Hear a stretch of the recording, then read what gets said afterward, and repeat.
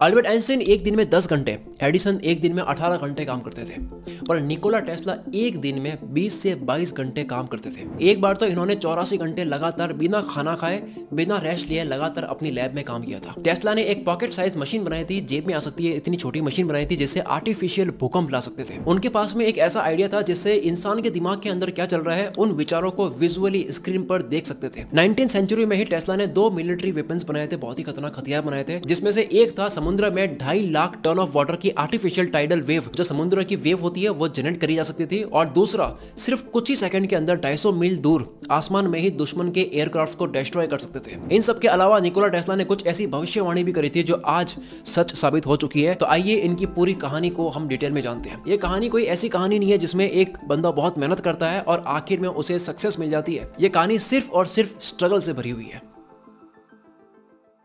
10 जुलाई 1856 Austrian empire की स्मिल्जन में अंधेरी रात को टेस्ला का जन्म होता है। जब टेस्ला 11th-12th क्लास में थे तब ये इंटीग्रल कैलकुलस की प्रॉब्लम आंख बंद करके अपने दिमाग में ही सॉल्व कर लेते थे। इनके टीचर्स को लगता था कि यार ये कहीं कोई चीटिंग तो नहीं करता है। फिर 1875 में टेस्ला ने स्कॉलरशिप पर ऑस्ट्रियन पॉलिटेक्निक में एडमिशन लिया और फर्स्ट ईयर में हाईएस्ट ग्रेड अचीव किए। बट सेकंड ईयर के लास्ट में टेस्ला जुए के आदी हो जाते हैं और अपनी स्कॉलरशिप का सारा पैसा वो जुए में उड़ा देते हैं। थर्ड ईयर के लास्ट में वो फेल हो जाते हैं, यानी निकोला टेस्ला जीवन में कभी ग्रेजुएट हुए ही नहीं। इसके कुछ सालों के बाद में निकोला टेस्ला की मुलाकात एडिसन के दोस्त चार्ल्स बैचलर से होती है और ये दोनों ही बहुत अच्छे दोस्त बन जाते हैं। चार्ल्स बैचलर ने इनके तेज दिमाग को, निकोला टेस्ला के तेज दिमाग को देख करके एक लेटर लिखा और टेस्ला से बोला कि यार ये लेटर लो और मेरे मित्र एडिसन को जाकर के ये दे देना। उस लेटर में लिखा था, I know 2 great man, one is you Thomas Edison and the other is this young man. यानी मैं 2 ग्रेट मैन को जानता हूँ, एक तो थॉमस एडिसन आप खुद हो और दूसरा ये यंग इंसान है जो आपके सामने खड़ा है। उस समय एडिसन के पास में 14 कंपनियां थी। इस लेटर को पढ़कर एडिसन टेस्ला को हायर कर लेते हैं।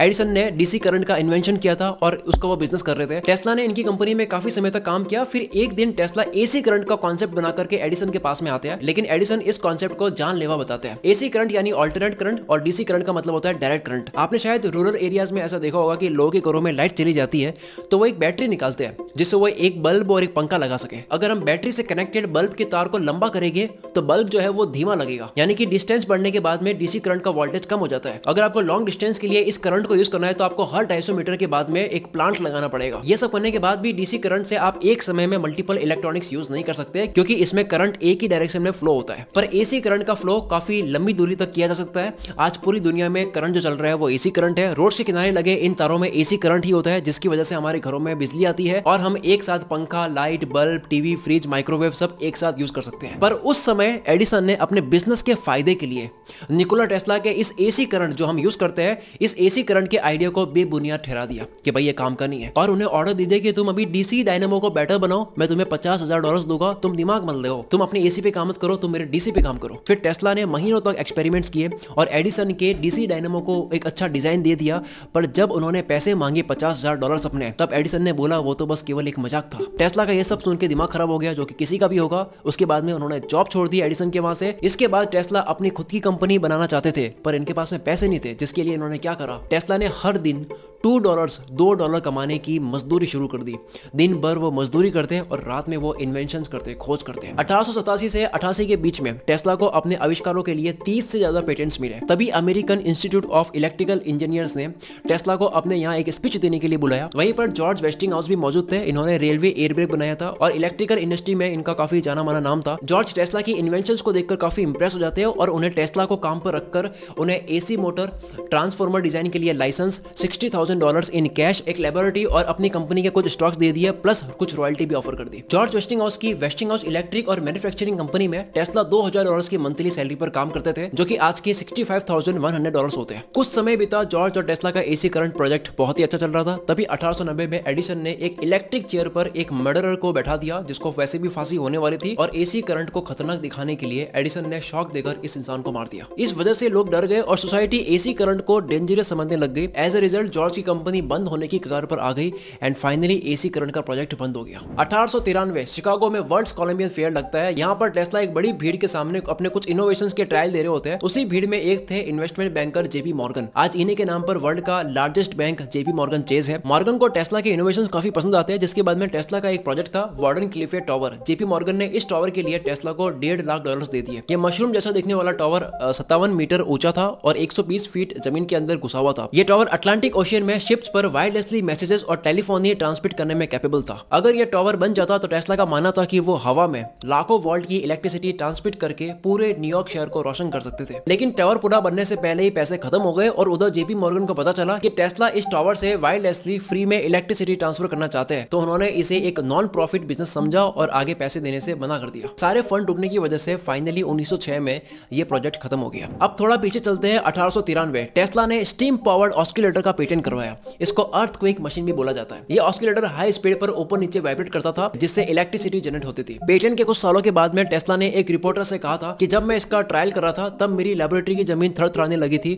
मैंने इसकी पावर थोड़ी सी बढ़ाई तो देखा कि यार मेरे आसपास की सारी बिल्डिंग्स भी हिलने लगी और लोग जो है वो बाहर आने लग गए। उसके बाद में इसको रोकने के लिए तुरंत मैंने इस मशीन को हथौड़े से तोड़ दी। टेस्ला ने कहा था कि इस हंगामे की वजह से बाहर पुलिस और एम्बुलेंस की गाड़ियां भी आ चुकी थी, तो वो उस वाइब्रेटर को अपनी जेब में रखकर वहां से निकल गए थे। बाहर जाकर टेस्ला ने उस वाइब्रेटर को रिपेयर किया और एक अंडर कंस्ट्रक्शन बिल्डिंग के बीम पर उस वाइब्रेटर को चिपकाकर ऑन कर दिया, जिसके बाद पूरी बिल्डिंग कुछ ही सेकंड्स में हिलने लगी। सारे मजदूर जो है वो नीचे आ गए। अब सोचो, जो साइंटिस्ट एक जेब में रखने वाली चीज से भूकंप ला सकता है, वो साइंस और टेक्नोलॉजी की दुनिया में क्या नहीं कर सकता। टेस्ला का यह मानना था कि वो इस वाइब्रेटर से सिर्फ 1 घंटे के अंदर ब्रुकलिन ब्रिज को ईस्ट रिवर में गिरा सकते थे। अब आते हैं थॉट कैमरा पर। 1893 में टेस्ला ने इन्वेंशंस का पूरा ढेर ही लगा दिया था। इसी साल उन्होंने एक रिपोर्टर को बोला कि जब हम कुछ भी सोचते हैं तो उसकी एक प्री इमेज हमारे रेटिना पर आ जाती है, और मेरी रिसर्च थ्योरी ये कहती है कि उसको किसी इंस्ट्रूमेंट की मदद से कैप्चर किया जा सकता है। टेस्ला कहते हैं कि अगर मैंने इसको सक्सेसफुली बना दिया तो हम इंसान अपने थॉट्स को स्क्रीन पर देख पाएंगे और तब इंसानों का दिमाग एकदम खुली किताब बन जाएगा। अब आती है बात 1907 की। The New York world reported another Tesla military innovation. Tesla ने एक स्क्वायर बॉक्स की तरह दिखने वाली मशीन बनाई थी जो समुद्र में आर्टिफिशियल टाइडल वेव्स जनरेट कर सकती थी।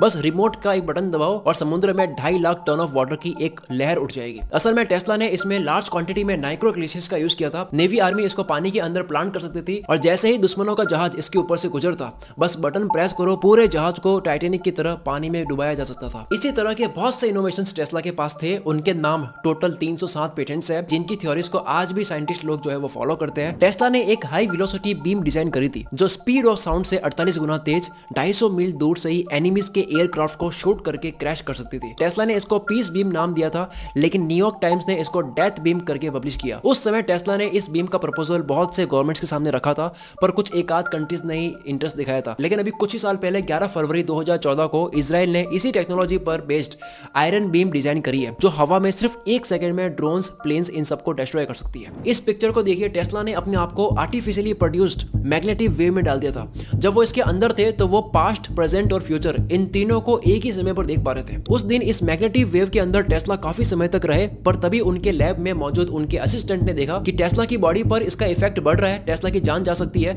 इसलिए उन्होंने मैग्नेटिक वेव जनरेट करने वाली मशीन को ही ऑफ कर दिया। टाइम मशीन की थ्योरी हम सबको आज के समय में सपने जैसे लगती है, मूवी लगती है, पर टेस्ला ने 19th सेंचुरी में ही इस सपने को लगभग पूरा कर ही लिया था। अपने समय में टेस्ला ने कुछ ऐसी प्रेडिक्शंस भी करी थी जो आज रियलिटी में कन्वर्ट हो चुकी है। टेस्ला ने बोला था कि they shall be able to communicate with one another instantly irrespective of distance. Mobile phone आज हमारे हाथ में है। टेस्ला ने प्रेडिक्ट करा था this struggle of the human female towards sex equality will end in a new sex order with the female as superior. आज हर फील्ड में मेल और फीमेल दोनों को इक्वल पोजीशन मिलती है और कुछ फील्ड्स में फीमेल जेंडर मेल जेंडर से भी आगे निकल चुकी है। ये लास्ट वाली प्रेडिक्शन पर एलन मस्क काम कर रहे हैं। उन्होंने अपनी टेस्ला कंपनी का नाम भी निकोला टेस्ला के नाम पर ही रखा है। टेस्ला ने कहा था belted parking towers will arise in the large cities and the roads will be multiplied through sheer necessity. यानी बड़े बड़े शहरों में पार्किंग टावर्स बनेंगे और रोड्स को केवल जरूरतों के हिसाब से ही बनाया जाएगा। And finally civilisation exchanges wheels for wings. मतलब टेस्ला ने कहा था एक ऐसा समय आएगा जब लोग पंख बदलकर अपनी गाड़ियों के पहिए बदल रहे होंगे। पहली 2 प्रेडिक्शन तो सच हो चुकी है, लेकिन ये लास्ट वाली प्रेडिक्शन अभी देखनी है कि ये कब सच होती है। 7 जनवरी 1943 होटल न्यूयॉर्कर के एक रूम में टेस्ला को हार्ट अटैक आ जाता है। उनकी मौत के 2 दिन बाद उनके रूम के डोर को एक रूम सर्विस लेडी ओपन करती है और देखती है कि एक 86 साल का बूढ़ा आदमी बिना सांस के बेड पर पड़े हुए हैं। निकोला टेस्ला की मौत की खबर जैसे ही अमेरिका की सीक्रेट एजेंसी FBI को पता चलती है, वो एलियन प्रॉपर्टी कस्टोडियन को इनका सारा सामान जब्त करने के लिए ऑर्डर दे देती है। फिर जॉन जॉर्ज ट्रम्प को टेस्ला के पेपर्स को जांचने के लिए बुलाया जाता है। ये डोनाल्ड ट्रम्प के अंकल थे। इन्होंने उस समय टेस्ला के सारे पेपर्स को उठाकर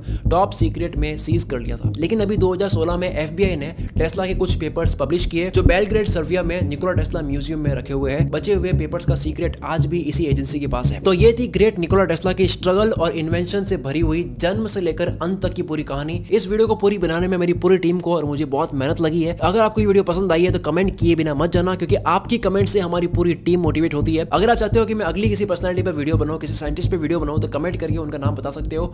मिलते हैं अगली वीडियो में। Wish you all the very best. मैं शकील कुल मित्र से आपके सपनों को सपोर्ट करता हूं।